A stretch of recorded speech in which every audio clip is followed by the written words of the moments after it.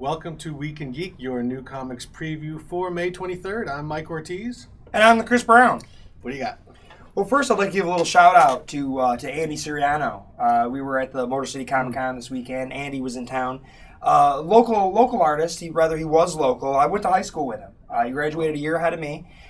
He was there doing some sketches, promoting stuff. He works for Cartoon Network and things of that nature, doing some character designs, and he's done Doc Bazaar, MD for Image, and I believe we talked about that the week that came out. He did Charlatan Ball, and I'm wearing the T-shirt this week. Nice. So once again, send us your T-shirts. Good stuff. Check his work out. His stuff is really fantastic, and it was really cool to kind of catch up with him, and really, really good dude. And he's doing those Plastic Man shorts for DC Nation. Oh. He's writing and directing those, so...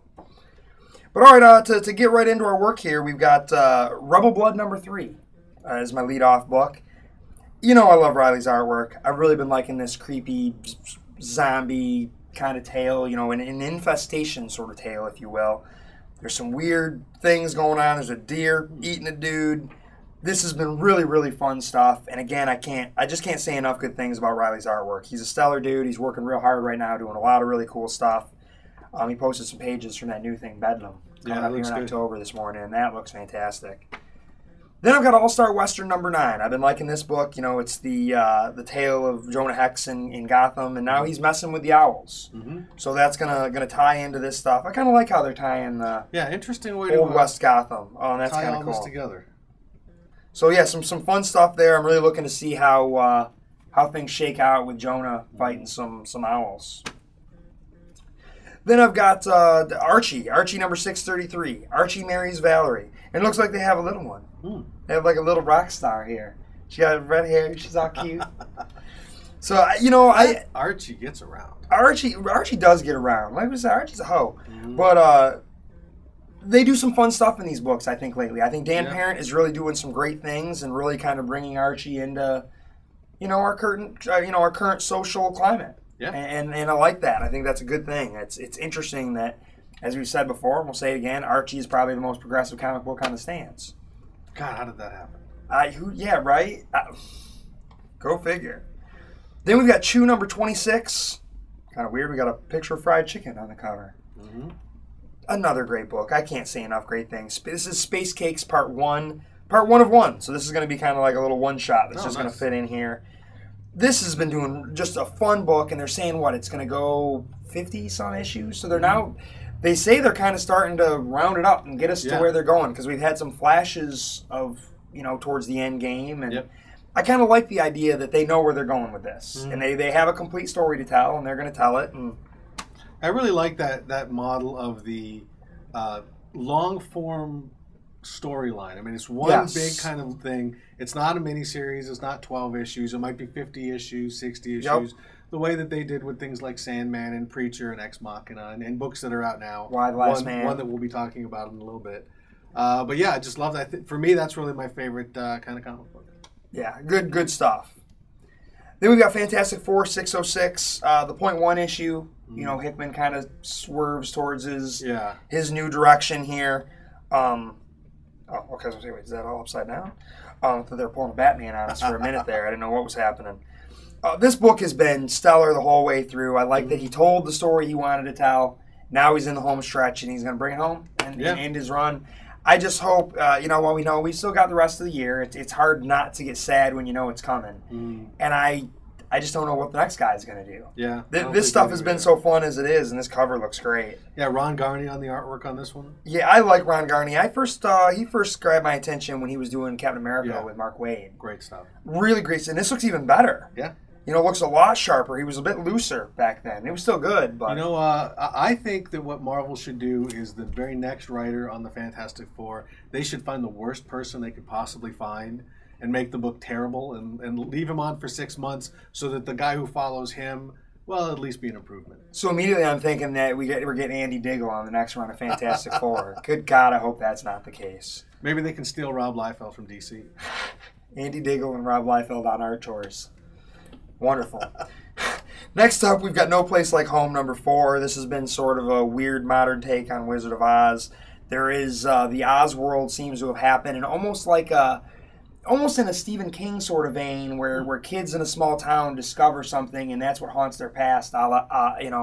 It or Stand By Me or something like that. We're getting this, and there's a bunch of kids. Something happened to them, and now there's a holdover. Like one of the children of one of these kids, something's affecting her now. And there's flying monkeys coming to this town and tornadoes, and tornadoes seem to signal the bad stuff about to happen. Mm-hmm. And flying monkeys going crazy. It's interesting and kind of weird, but I dig it. No Place Like Home. I think it certainly has its place in this revamped Star Wars. It's revamped Star Wars period we're doing. This revamped Wizard of Oz that everybody seems to be doing. It's got its place, and I think it's good. Then we've got, I feel like there's a lot of themes and things I'm reading lately, and I'm willing to give this one a try here. Resident Alien, number 1 of 3 by Dark Horse. It looks like an alien in a small town kind of thing. Almost gives me like a Saucer Country kind of vibe. There's aliens along with the whole Resident Alien premise. I don't know that this one takes place in New Mexico, but it does look like a guy with a flannel, an alien with a flannel shirt. He almost looks like Batboy from the Weekly World News. But I'm willing to give it a try. It's written by Peter Hogan. I don't really know much about him. Art by Steve Parkhouse. Looks fine. Looks kind of like an interesting book. And that takes me through the bulk of my rather small stack this week. What are you looking at? I'm leading off with Captain America number 12, still by Ed Brubaker, but with Patrick Zurcher. I like his art. The artwork. This has been a solid book. I think it has taken a step down from the Alan Davis artwork. That was really why I was getting it. Again, this is the very traditional superhero-ish Captain America book. And Captain America is certainly riding high because of the Avengers movie. Certainly. So yeah, this is just sort of continuing Brubaker's more traditional superhero type take on Captain America. Personally, Zurcher does a serviceable job, does a decent job, but I'm hoping they get someone like McNiven or Alan Davis back again. In a similar vein, we've got Superman number 9. This is continuing the Dan Jurgens, Keith Giffen, Jesus Marino reboot of the book. So far, it has been improved. And actually, because Dan Jurgens is kind of at the heart of this, it does feel like some classic Superman, even though the costume is a little bit different. So if you liked Dan Jurgens the first time he was on here, you probably like this. Keith Giffen does a decent job co-plotting with him as well. So he did almost an homage to For the Man Who Has Everything in the last issue. Yeah, there was some weird stuff in there. He had that cover with the star on his face. Yeah, he was kind of fantasizing and sort of tying into the Wildstorm stuff. I'm hoping that this one just stays a little bit more Superman and not kind of straying into other stuff. Looks like there's a new character being introduced here. So for the moment, we'll still give this a shot. If nothing else, I love the art. Right. Next up, Irredeemable, final issue. Oh, wow. I didn't realize we were that close to the end. 37 issues. Mark Waid has brought it home. This book had some ups and downs, but it always followed up the downs with an up. So I'm really excited about this. I actually haven't read the last issue yet, so I don't know where this is going. And I don't want to flip through it too much because I don't want to give anything away. Want to spoil your fun? But we've got on the front cover, at least there's 2 covers on this cover, we've got the Irredeemable reading Irredeemable. With Mark Waid as evil on the back cover. That's kind of funny because I know people that believe that. Yeah, there's quite a few people who believe that. But you notice he's reading a print comic, not a digital comic on an iPad. So Mark Waid doesn't hate print comics. You know what, though? I would have loved that if he had done that. Maybe that'd be the variant. An e-reader. That'd be hilarious. He's got an iPad. But anyway, Irredeemable wraps up. This is a good example like we were talking about before. One big storyline, 37 issues. It'll make a nice omnibus. It'll make a nice couple of trades in the future. And I'm just glad to see that this is paying off and not just kind of like going on and on into infinity. Next up, Green Lantern New Guardians. I've really been enjoying this book. I think this is not as good as the main Green Lantern title, but I think this is actually a stronger book than Green Lantern Corps. We've got all the other core colors. We got the Violet Lanterns, the Blue Lanterns, and whatnot. It's doing a really nice job tying into the other books. I mean, in the last issue, the Indigo Tribe person got called away because he pops up in Green Lantern, and they've actually been reflecting the changes that are going on in the Red Lantern book to the Red Lantern characters. So, where we left off last time is basically the New Guardians are off to go kill Larfleeze. Okay. Whether they kill Larfleeze or not, who knows? But yeah, it's been a pretty good ride. And it's a different feel than the other Lantern books, so that's why I think I'm digging it.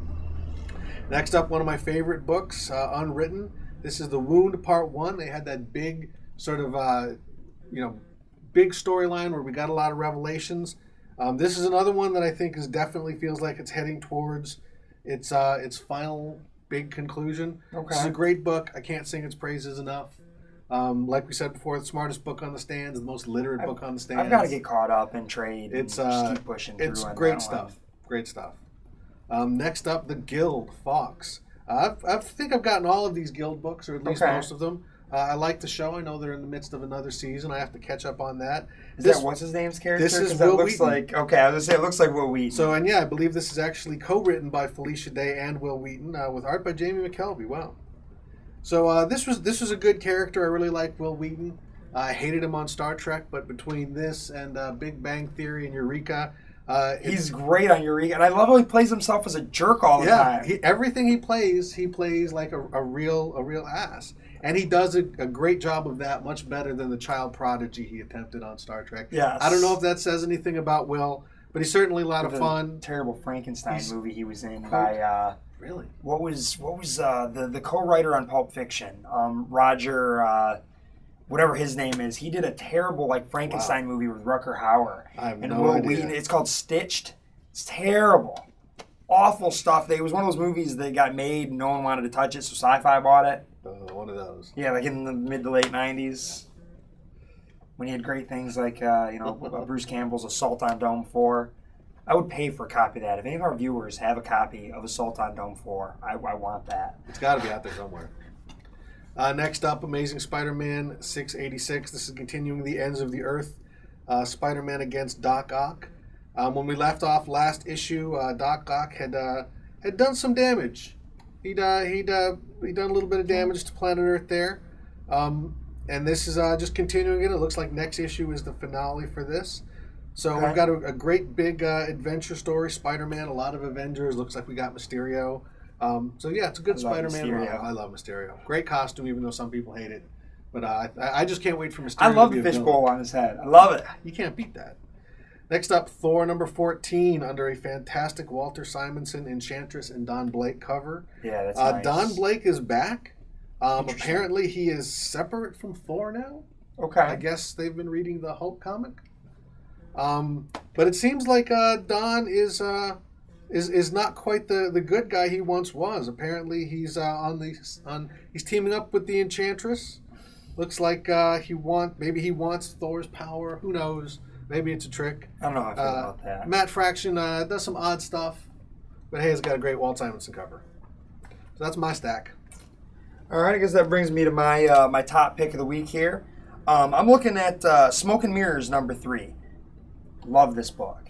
A world where sleight of hand is a strange thing because magic is real. Mm-hmm. It's really, really fun. It's written by Mike Costa and with art by Ryan Brown and assists by John Armstrong, who is a very talented magician in his own right. And John is supposed to be sending a Smoke and Mirrors t-shirt along. Wow. He said he was going to be sending that along, and I can't wait. Real nice guy. One of our customers, Eric Schmidt, had contacted him, told him we were saying nice things about the book and really, really pushing Smoke and Mirrors here, and he was pretty happy about that. Nice. John reached out to Comics and More and dropped me an email, and I love this book. Like I said, I think it's only like a 5-issue deal. Yeah. But this is volume 1, which actually bodes well. That usually means that you probably have other future plans. If this sells, then I'm sure they'll do more. And I guess it has been doing well. Good. It was one of those things that I think was swooping under the radar at first, but they were nailing about the same amount of copies as some of those Image books, and it's starting to get a great amount of buzz, and I think this book's doing really well. So if you are one of the people who is not reading it, and unfortunately there are more who are not reading it than are, you should jump on this thing and pick it up, because Smoke and Mirrors by IDW is fantastic. Fantastic book. And I really like Ryan Brown's art. Yeah. And if you're not familiar with him, you can find GodHatesAstronauts.com. He's got his first issue of his God Hates Astronauts book up there, and that is some weird, strange stuff. Yeah, it really is. And if you don't fall in love with him after that, I don't know. I don't know what to tell you. Have a strange, stilted, bizarre conversation with him. That'll endear you to him even more. Like that time he didn't want to sell me a copy of issue 2. I'm like, are you serious? He's like, yeah, no, they're not for sale. I'm like, what is going on? We've been talking for 15 minutes and you won't sell me anything? And then finally, he was a very strange guy, but funny. All right. So yeah, pick up Smoke and Mirrors. Good stuff. My top pick is Batman Incorporated #1. This is Grant Morrison and Chris Burnham. Okay. This book sort of was a fatality of when the New 52 launched, but now the New 52 version of it is starting up again. Now, was it a fatality or was it a part of Grant Morrison's weird plan? I don't know if you can call what he does a plan. That's why I said weird plan. I wouldn't be surprised if you need this issue to understand RIP. Because none of the rest of it made sense. No, you needed to read them in the order that they didn't come out in. Awesome. Chris is not a fan of Grant Morrison, but I am. So this is continuing the Batman of the world. I'm really curious because obviously there have been a lot of changes in the continuity since then. Yes. When this book left off, Dick Grayson was a Batman as well. Catwoman knew Bruce's identity. So there have been a lot of changes. I don't know how many they're going to address. I don't know how much. He's wearing his New 52 costume here, so this is in continuity. It's got a New 52 logo on there, so you may have to kind of fudge your memory of the previous series. Actually, the hardcover of the previous series came out today as well. If you want to catch up, That was convenient. I'm sure that was entirely a coincidence. But, I love this book before Grant Morrison. Even though I'm a big fan, he's kind of hit and miss, but I love Chris Burnham's artwork. So you put Grant Morrison's weird story on Chris Burnham's weird artwork, and you've got a hell of a weird book that I may not understand, but I'm sure I'm going to love it. Batman Incorporated #1, and a shout out to the hardcover that also came out today. Another book I do want to call some attention to that came out today is a book called The Comic Book History of Comics from IDW. I got this in individual issues when it was called, I think, Comic Book Comics by Fred Van Lente. Fred Van Lente and Brian Dunleavy. Yeah, I think he's the artist. This is a great stuff. book. Great stuff. I'm a big fan of books that are the history of comic books. They do a great job. It's very well researched. It's not dry. It's very funny. It's done as a comic book, but it's got history. A lot of great information in there. Yes. If you are a fan of comic book history, check it out. If you're not a fan, but you just want to learn something, learn where this business has been and maybe get an idea where it's going, this is probably the single best volume on the history of comics that I've ever seen. And I've seen most of them, so pick it up. I read a few of them as they were coming out because it wasn't always easy to find. No. And I wasn't hip to it when they were first coming out. So it was one of those things, like as the later issues were coming out, I started ordering them and checking them out. They did a book called Action Philosophers where they did the same thing. Oh, that was them. Okay. But I like comic books a lot more than I like philosophy, so pick up comic book comics because it'll teach you something. Yeah, and it's a nice looking book. Yeah. And with that, that is your Week in Geek.